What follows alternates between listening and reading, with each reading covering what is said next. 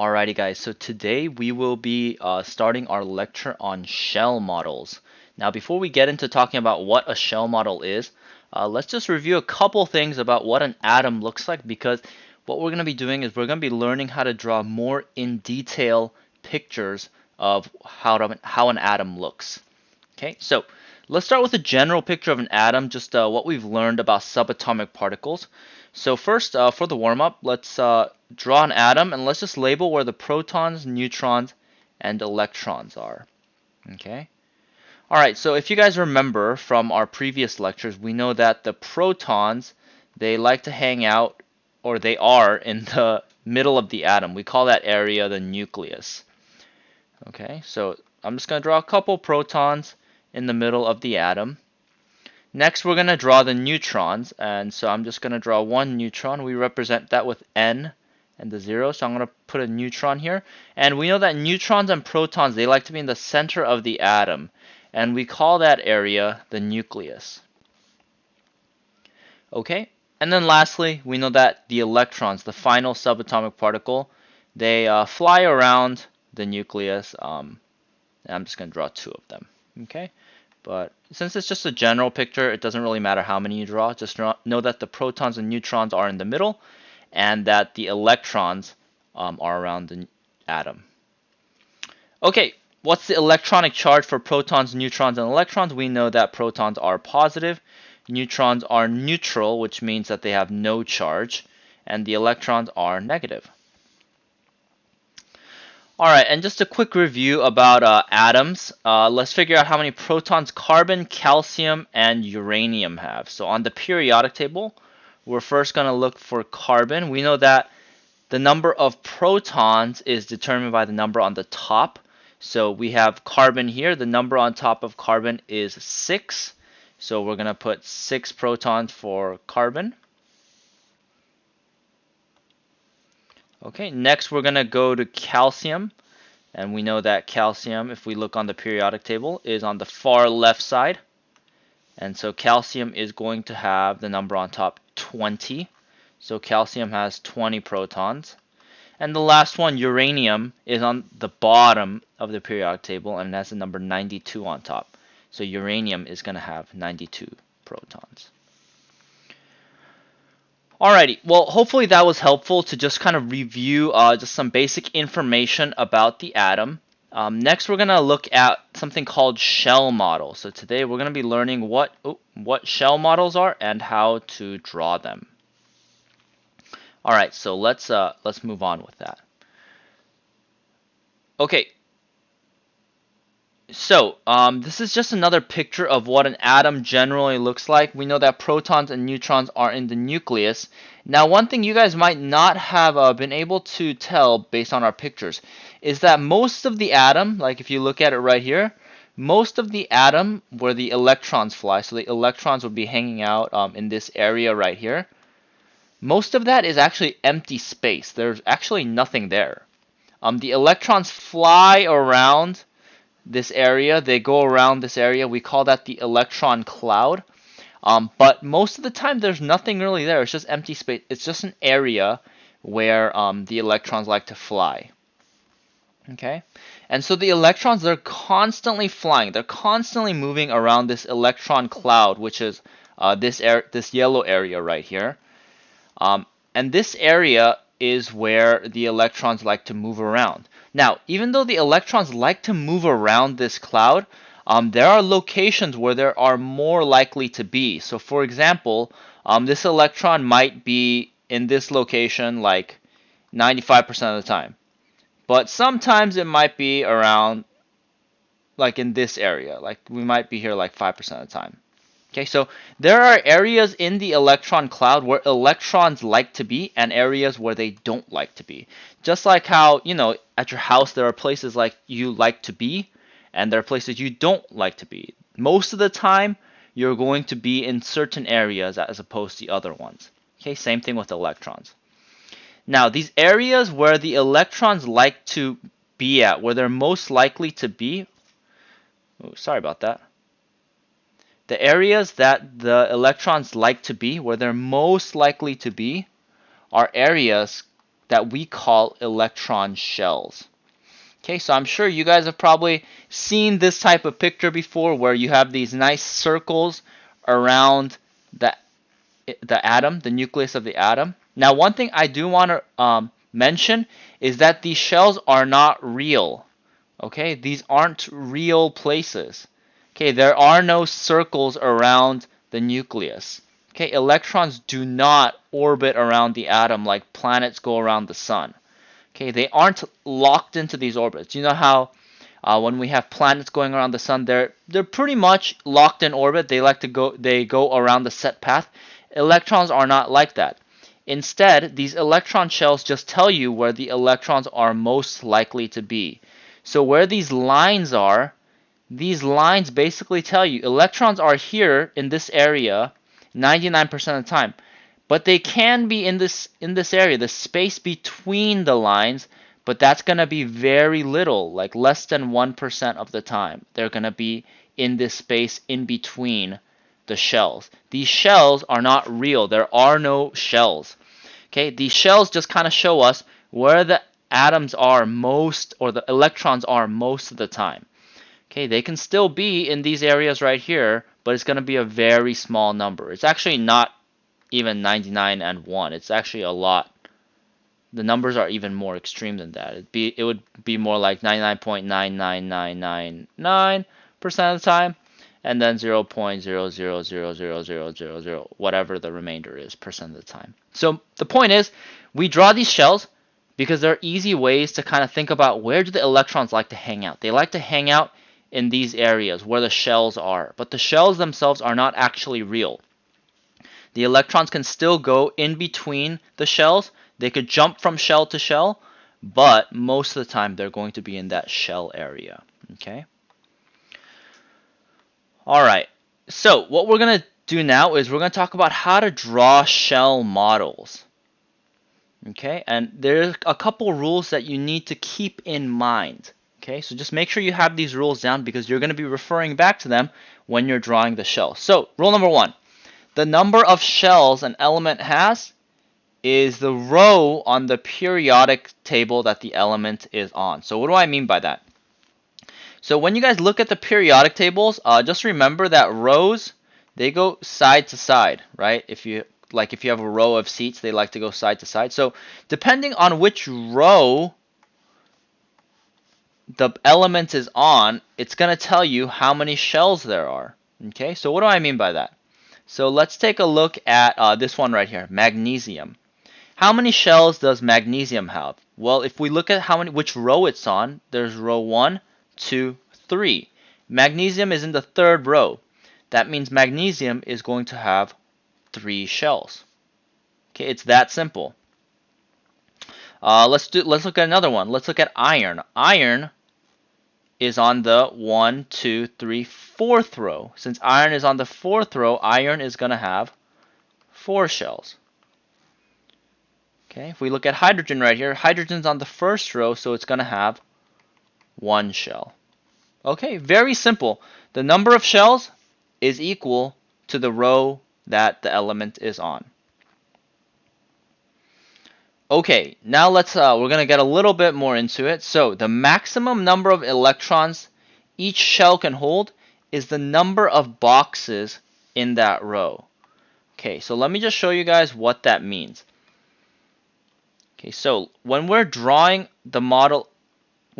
shell models, we have to draw the electrons. So let's do a quick example. So let's draw the shell structure for boron right here, B. Okay. So what we're going to do is we're going to write B. Now, how many shells does boron have? Well, if we notice, it's on the 2nd row, right? There's the 1st row right here, and then it's on the 2nd row. So boron is going to have 2 shells. Okay, what that means is, to draw the shells, we're going to have to draw 2 circles around boron. Okay, but the thing is, we also need to draw the electron. So let's just kind of think about how many electrons boron has.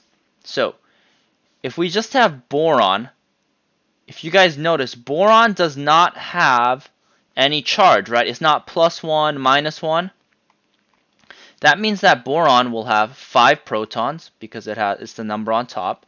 And how many electrons is it going to have? Since there's no plus or minus sign next to boron, it's also going to have 5 electrons. Okay, that means that in this picture, we need to draw 5 electrons, and we need to figure out where the electrons are going to go. Are they going to go in shell number 1, or are they going to go in shell number 2? Okay, and that's what we're going to be figuring out now. And this is where this next rule comes into play. So, the maximum number of electrons that a shell can hold is the number of boxes in that row. So if we look at row number 1 right here, row number 1, how many boxes are in row number 1? Okay, pretty easy, right? There's 1 box, there's 2 boxes. What that means is that row number 1 can hold 2 electrons. Okay, so row number 1, which is the same thing as shell number 1, the first shell can hold 2 electrons. And the reason why is because there's 2 boxes. The first row is the first shell, and so it can hold 2 electrons. Okay, and the same thing is true for other ones. Okay, row number 2, ooh, that's a bad color. Okay, row number 2 is shell number 2, and how many electrons can go in the second shell? There's 1, 2, 3, 4, 5, 6, 7, 8. Okay, that means the second shell can hold 8 electrons maximum. Okay, this is the max number of electrons that can go in that row. The third row has 1, 2, 3, 4, 5, 6, 7, 8. So that means row number 3, shell number 3, can hold 8 electrons max. Okay, so we're kind of going ahead there, but just keep this in mind. Okay, the maximum number of electrons in each shell is equal to the number of boxes in that row. Okay, so before we draw in the electrons for boron, one last thing to keep in mind.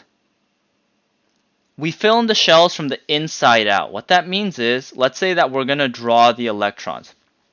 We said boron has 5 electrons, right? So we have to draw 5 electrons here. Okay, but we're going to start from the inside out. So we start with shell number 1. So shell number 1, we're going to draw 2 electrons. Okay, but we can't put in any more because shell number 1 can only hold 2. So we drew 2 electrons. Okay, so if we drew 2 electrons, we need to get to 5. We can draw 3, 4, and 5. Okay, so let's count. 1, 2, 3, 4, 5. And boron has 5 electrons, so this is good to go. This is going to be the answer. Okay, so this is what boron is going to look like. There's going to be 2 electrons in the first shell and 3 electrons in the second shell. The second shell can hold 8 max, but we don't need to fill them up yet. Okay, there's only 5. So we can't put 8 on the outside because we don't have that many electrons. Okay, and one last thing to mention, if there are no electrons in a shell, the shell does not exist. Okay, so what I mean by that is basically you can't draw a third shell for boron because boron doesn't have enough electrons. So I can't draw a third shell and be like, hey, this is boron's third shell because there's no electron. Since there's no electrons, there's no third shell. Okay, so hopefully that's helpful, but let's do a couple more examples. I think that'll help you guys understand the topic a little bit better. Okay, so we're going to draw, let's do these two first. Let's draw the shell models for the following atoms. So let's start with helium. Okay, first thing we're going to want to do is figure out how many shells does helium have. So if you look for helium, helium is right here. Okay, helium is on the first row. So it's going to have 1 shell. So all we're going to do is write He and draw 1 shell. Okay, we know that helium has 2 protons because it has the number 2 on the top right here. Oh, sorry guys, you can't see that very well, can you?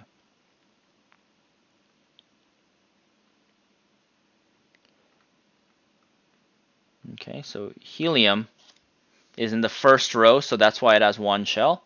And helium is number 2, so it's going to have 2 protons. Okay, now if you notice, helium does not have any charge, right? There's no plus, there's no minus or anything. That means it's neutral. If it's neutral, it's going to have 2 electrons. And so if helium has 2 protons, 2 electrons, all we need to do is draw 2 electrons in the first shell, and we're good to go. This is going to be your final answer. Okay, that one should be pretty easy. Let's do one that's a little bit more work. So let's do carbon. So carbon, if we look on the periodic table, which row is carbon on? Okay, carbon is right here. Carbon is on the second row, 1, 2. Okay, that means carbon is going to have 2 shells. Okay, and if you notice, carbon on your periodic table has 6 protons, and this carbon is neutral as well, so it's going to have 6 electrons. Alright, so what we're going to do is we're going to write C, and carbon has 2 shells, so we're going to draw 2 shells. And we have to draw 6 electrons. Now remember, the first shell, because there's only 2 boxes, right, we can only put 2 electrons in there. After that, we need to move on to the outside row. So first shell, I'm going to do 1, 2, but I need to get to 6. So 3, 4, 5, 6. Okay, and that's going to be all of my electrons. And that's going to be my answer. So carbon has 2 shells, 1, 2, and 6 electrons. 1, 2, 3, 4, 5, 6. Okay, and that's basically how you draw shell structures. It's very simple once you get the hang of it. You just need to know how many shells there are, how many electrons there are. Alright, let's see if you guys can do a couple more examples on your own. These ones might be a little bit tougher. So if you guys feel like you can take on the challenge, feel free to pause the video and try it on your own. But if not, I'm going to go over it step by step. Alright, so let's do sulfur. So sulfur on the periodic table is right here. Sulfur is on row number 3. 1, 2, 3. So sulfur is going to have 3 shells. Now if you notice, there's no plus or minus here, so sulfur is going to be neutral. Since sulfur is neutral, it's going to have 16 protons, because of the number 16 on top, and it's going to have 16 electrons. So when we draw sulfur, we're going to write the symbol S.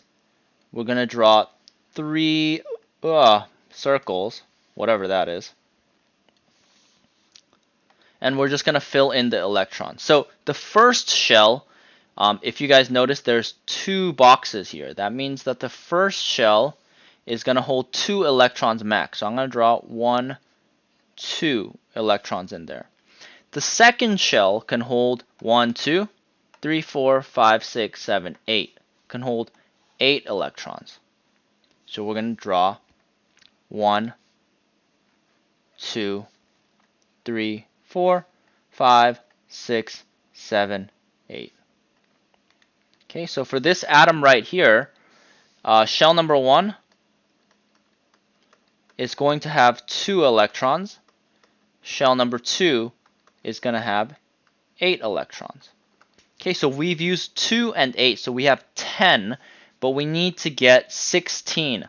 So that means that the last 6, 1, 2, 3, 4, 5, 6. The last 6 go on the outside shell. So the third shell, shell number 3, is going to have 6 electrons. And 2 plus 8 plus 6 equals 16, which is exactly what we wanted. So this would be the correct answer for sulfur. Wow, I cannot draw. Let's see if we can do that better. So yeah, just make sure you have 3 shells, and just keep in mind that the first one has 2 electrons, the second one has 8, and the last one has 16. Okay, and the way that we figure out how many electrons a shell can hold is the number of boxes in that row. Alright, so the next one is the one I'd say is the trickiest so far, but if you remember how to calculate charges and protons and electrons, you should be fine. So let's start with Be2+. Okay, so let's look for Be. Now this one is going to be a little bit different because the other ones that we've done so far were neutral, right? But this one has a 2+ charge. Since it has a 2+ charge, we need to keep that in mind. So this time I'm going to start with the protons and I'm going to start with the electrons. So let's start with the protons. Be has the number 4 on top. That means Be has 4 protons. But it's positive 2. And if you guys remember, the charge is calculated by protons minus electrons. So if the charge is 2, and we have 4 protons, 4 minus what equals 2? Okay, it should be 2. There's 2 electrons. Since there's more protons, there's going to be a positive charge. So Be2+ has 4 protons and 2 electrons. Okay, and since Be is on the second row, that means it's going to have 2 shells. So what we're going to do is we're going to draw Be, and we're going to draw 2 shells. Okay, so let's draw in our electrons. So we have 2 electrons. So in the first shell, we're going to draw 2 electrons. But we're all out of electrons, right? Do we have any more electrons? We only have 2, and we already used 2. If you look at the second shell, there's nothing there. This is empty. And what do we say if a shell is empty? If it's an empty shell, that shell does not exist. That means that Be2+ actually only has 1 shell. It's not 2 shells, it's 1 shell, because there's not enough electrons to put in that second shell. That means that Be2+ just looks like this. It's gonna have 1 shell with 2 electrons. Okay, so just make sure you guys keep that in mind, that if there are no electrons in the shell, that shell does not exist. So in this example, since we used all the electrons to fill in that first shell, Be2+ does not have that second shell.